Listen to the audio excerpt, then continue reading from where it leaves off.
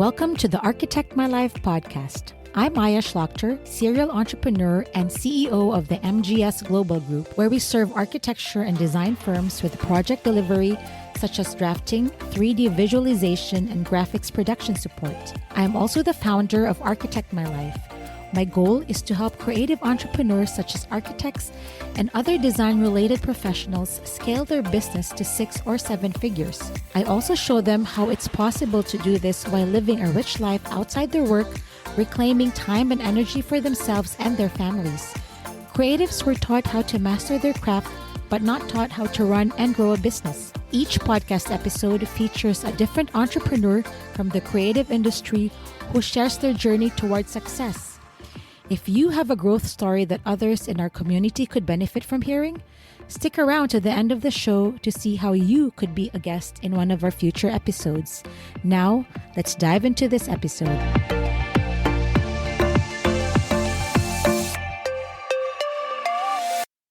Thank you so much, you guys, for tuning in to Architect My Life podcast. This is your host, Romina. I hope everybody's having a tremendous and a fabulous day so far. And today's guest, as a matter of fact, is Lesley Braxton. Hey, Lesley, how are you today? I am awesome. It's a beautiful day in Atlanta, so thanks for asking. Absolutely. You got to love the weather. The summer is coming out, the cold weather. We kind of got tired of it, I feel like. But you guys, let me introduce you to Lesley a little bit. Lesley is the principal of Trahan Architects. Her work strikes a beautiful balance between courage and restraints, two qualities learned during her childhood. Her family relocated to 8 different states in her first 17 years, teaching Braxton to embrace change, optimism, and cultures of many. Braxton is a frequent guest speaker and critic at SCAD and Auburn University, where she received a Bachelor's of Architect and a Bachelor's of Interior Architecture. She's also a dedicated mentor to many young women, helping them develop career while giving her a deep look into their cultures. That's a lot. I mean, let's just stop for a bit. 8 states in 17 countries, 8 states in 17 years? Yep. It was... Yeah, my dad is an engineer and he worked in the pulp and paper and we just had to go where the job were. So my 2 sisters and I, my mom, we just packed it up and left wherever we had to go. So at a very young age, you got to learn adaptability and to build a high resilience then. I think so. And I think what it's really done is good things and bad things. It makes me get twitchy. Like I feel like I kind of need this constant change and evolution and moving. But I do think that it's also caused me to be very nimble and I can kind of adapt to any situation that you put me in. Some are more comfortable than others, but yeah, I think that's probably why I'm sitting here today. Absolutely. I mean, I feel like it's very important to learn those skills, adaptability, learn your cultures, kind of see things from a different perspective at a very young age. So now it makes you very successful in your personal and business life. But let's actually get to know you a little bit more. Tell us a little bit about the position that you're at right now. How did it get started and what do you guys do exactly? So I work for a company called Trahan Architects and we're based out of New Orleans in New York. And Trey and I have known each other for a couple years now. And he approached me while I was at a company called Perkins and Will. And he said, "Hey, I want you to come and start a higher education practice with me." And I just now's not the right time. And then a couple months ago, actually, I got that kind of, again, that urge to change. And I sent him a text. I said, "Hey, Trey, are you interested?" And he's like, "Can you start tomorrow?" And I practically did. So he and I are working on building a higher education practice for Trahan. It's a really incredible small business with incredibly beautiful high design project. So, this is when I started as an architect in school. I think this is kind of the place that I always wanted to be. So I feel like I finally kind of got there, wherever there is. Well, that's good though, because that's where you find your passion. You feel like you're not working, even though you might be spending hours, staring at the screen or working away the hours. Until midnight last night, working. Now, let me ask you this, though. What is the biggest challenge or obstacle to start or even grow a business? Because right now you guys have a huge project on your hands. Right. So I think part of the biggest challenge is the unknown. And working into a client base that may know me personally as a designer, as an architect, and in the higher education space, but doesn't know Trahan. So there's lots of time, and that's kind of what I'm doing. I keep saying I'm going to give myself 3 months. Mm-hmm. And in that 3 months, I'm going to spread the gospel. I'm going to tell everybody I can about how wonderful the people are that I work with, the type of work that we do, and what we're interested in, and start to kind of spread the network. And so each week I spend time, I try to schedule myself at least 3 to 4 lunches to meet with friends of friends, and then spend a lot of time just like calling and writing. And it's actually been pretty incredible. The response when you are, I don't want to call it selling, because it's not, it's you're networking. You're networking. And when you have something that you believe in and is different, it's incredibly easy to have these really meaningful conversations. And so that's the piece that I've loved. Do you find yourself, once you're in your passion moment, do you find yourself just talking away with all, like, your face just lights up? You just get so excited and so happy. You're like, hold on a second, let me regroup. I'm way too excited. I am kind of I'm a happy person. I've always been the glass half full sort of person. And I do think that I am naturally kind of more animated than most. I remember being in presentation training, and somebody was like, you've got to like hold your hands down by your side and stop dancing. And so then it just became a joke that, I would start interviews and tell them I was skilled in the art of interpretive dance if I was ever boring anybody. So I guess, but that goes back to being like, I feel like I've gotten to a point in my life. I'm 39. I've kind of figured out myself, and I'm comfortable with myself. And if I come across as like kooky and like a little vivacious, it's just, that's me. And that's what you get. I love it, because once you like know your core self, and once you know what you like and dislike, and you fully transmit that to the audience or to whoever you're talking to, because you really truly resonating yourself, and that's amazing. I mean, unfortunately not a lot of people reach that stage, and that's why this podcast is here, you guys, to help you architect your life in your terms, so this way you'd be able to reach that higher level, higher potential. Now, Lesley, I'm sure 2020 has affected you one way or another too, because I don't know if you're aware, but like the news, everything is covering. We are kind of going through a global pandemic. I heard that. Yeah. So just, so few people have heard that. But how has COVID affected your work, your business? The walls caved in on me, quite literally. I was, I kind of took all my stuff home, expecting to be home for, 2-3 weeks. And what was really kind of funny is before all of this even started is that I was working on a project in Wuhan. Okay. And I was supposed to actually be in China 2 weeks before everything shut down. And, our friends in China kept going, no, we can't do this. You can't come over. And so we canceled everything. And then of course, pandemic hits, and you're like, wow, I could have been at the epicenter of all of this. But we had this cute little house in a corner. I've got 2 kids, they're 10 and 7.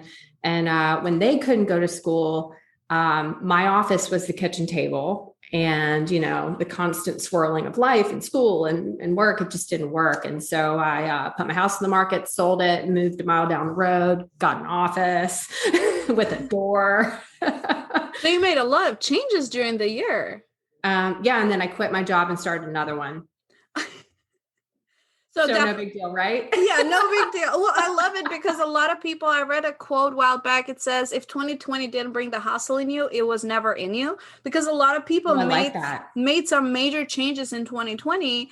And even if it went up or down, they've learned a lot about business, about themselves, big life lessons, I would say. Oh, I love that. I haven't heard that. But that's my favorite quote from the whole 2020. It's so good. Yeah. I feel like 2020 was like 5 years condensed in one, but no, it did. And it caused me to, and I've heard this from a lot of people, just to rethink. You gain a new perspective when you're kind of forced to be all together, but I'm so thankful for it. I'm thankful for every second that I've had with my family. I was on the road, 3-4 days a week, airplanes, East Coast, West Coast. My husband and I would high five in the Atlanta airport and be like, "You got the kids?" And thank God for my mother-in-law, because she handled so much. So it was that ability to kind of reset, restore, refuel moment that I had. What would you say was your biggest lesson for you from 2020, or the biggest wake up call that you just kind of changing perspectives on how you see things now?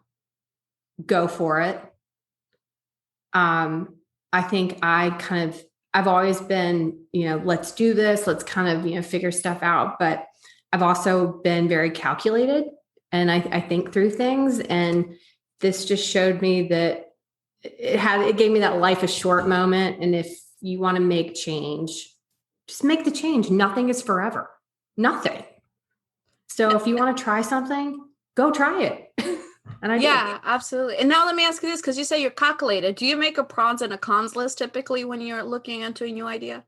I do a weighted pro con list. Okay. Explain. And I do it graphically. Okay. Because some decisions have a bigger weight, right? A yes in one category might not be as strong of a yes in another category. So I've been using a tool, Miro. I don't know if it's Miro or Miro. And I make these bubbles, and I kind of do these scales of yeses and nos. And then you have this kind of graphic sensibility of decision making. And it's been really helpful for me. And I've actually started to translate that into projects when we do go, no goes, a yes, no, it doesn't always work. So that's very interesting. I think I want to look more into that, because I always do the pros and the cons. But I feel like if you do that, it's also with prioritization of both sides too. Right. Yes. You can't just check the boxes. No, we're going to the Ivy Lee method here, prioritizing as well, which is important. Yes. Now, let me ask you this. What are the most important personality traits that you have or somebody needs to have in order to be successful in business? Well, I think everybody has a different tactic, and mine is really kind of focused around openness. I have always kind of given my full self to the people that I work with. I don't want to say I'm honest to a fault, but I'm transparent. I can't hide anything with this face, which makes tough conversations kind of hard sometimes. I can be emotional, but I've kind of used that to my to help grow my teams. Right now I work with a highly intuitive, highly emotional group of people that share feelings. And to me, that's everything. Men included. Everybody is important. Yeah, everybody is very open. And I think that personality trait is why people kind of gravitate and feel safe with me. And when you're building a business, you want people to look at you and go, "Oh my gosh, I love you. I can work with you. Let's do this. Let's figure it out." And I think that's just something that's naturally part of who I am. From all the projects that you've worked throughout your lifetime, what would be the ideal project? Or if you had the ideal project for your career, would you like sharing with us? You know what? I feel like I've worked on some pretty incredible things, and I'd like to actually think of the ideal project as this kind of golden Venn diagram of having a client that wants to do something incredible. They want to think beyond where they are today, where they are tomorrow, how can we change the future? So that's one part. And then having a project team that is incredibly compatible, because I don't know if you've ever worked on a project and you have people that have rifts in the relationship, it makes it tough. So that kind of client, the project team, and then of course the project itself, so a project that can evoke change and can cause me and my team to just think differently, I think, and ask ourselves hard questions. What is this building trying to do and achieve? And, So Venn diagram. Well, I feel like those harder projects and those challenging projects that sometimes you're like, oh, this is great, let's look at it. And then once you digest it or you do a reverse engineering, you're like, okay, there's a lot to be done in here. Now, Right. how do we, operations with with the planning, with everything, how do we all stay in the same page? Right. All, 10 or 20 or 500 of us, depending how big the team is. And that itself not only motivates you to stay focused, but also I feel like sometimes it triggers new ideas in your head because of the brainstorming you might have in a group. Oh, yeah. Even, I don't know if this happens to you when I'm on a drive, that's where my best time of brainstorming by myself. And that's where like the ideas come about. Does that happen to you too? Oh, yes. Like Especially Atlanta traffic. I mean, you have a lot of time. I miss, you know what? That's funny you said that about traffic, about having that time to kind of reset. I miss that. That not the traffic, but the reset time to do exactly that. Your you time. Mm-hmm. Yeah. And so I have had to be a lot more intentional with giving myself headspace, because it's easy to sit down at, I send my kids to school at 7:30 and then I'm right here. And then my kids come home and they swirl around me, and then it's dinner time and I'm usually back here. So,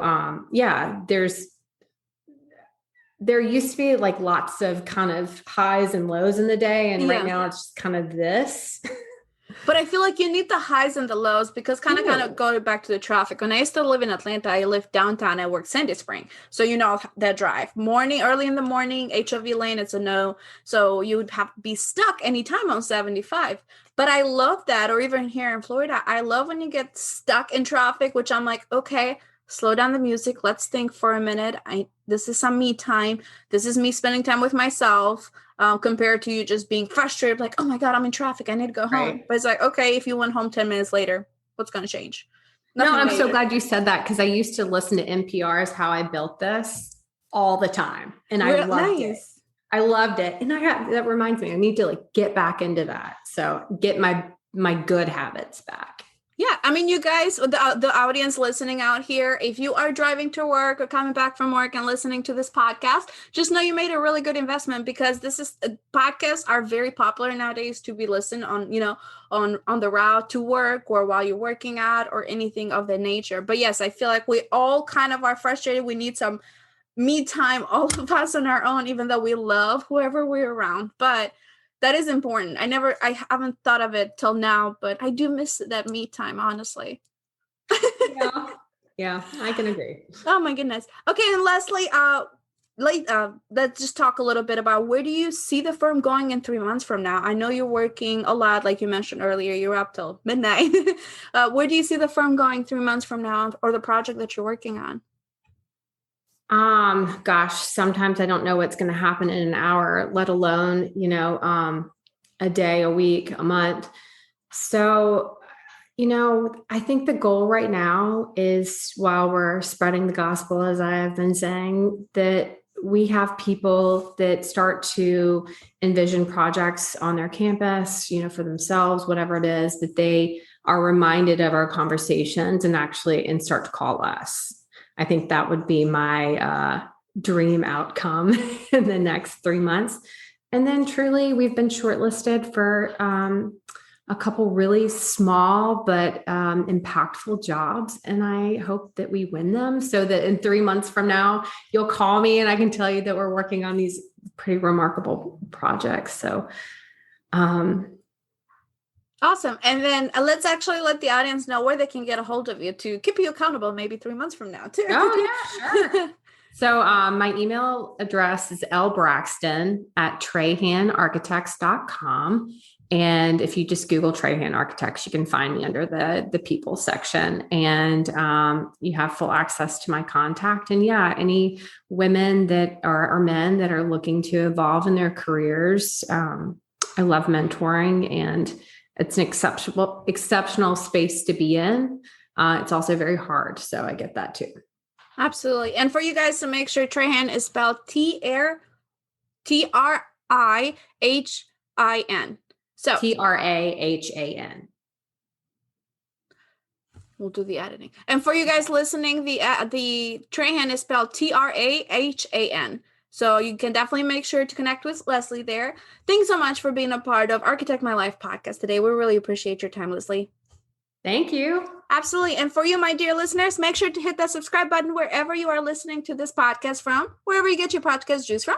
And if it is Apple Podcasts, make sure to give us a 5-star review and a short comment. Tell us how much you are enjoying our podcast so far. Your host, Romina, here. Till our next episode, I hope you guys have a fabulous week. Bye for now.